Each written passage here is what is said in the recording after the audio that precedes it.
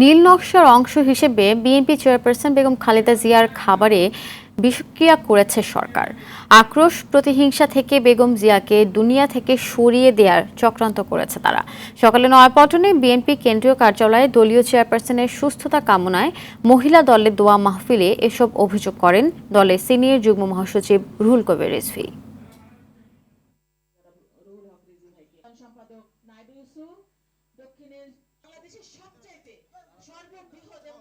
ক্ষেত্রে তিনি যে বৈপ্লবিক এই চক্রান্ত নীল নকশা হচ্ছে শেখ হাসিনার, উনাকে তিলে তিলে নিঃশ্বাস করার জন্যই কারাগারে নিয়ে যাওয়া হয়েছে এবং খাবারের মধ্যে নানা ধরনের ওষুধ প্রয়োগ করে আজকে তার শরীরের নানা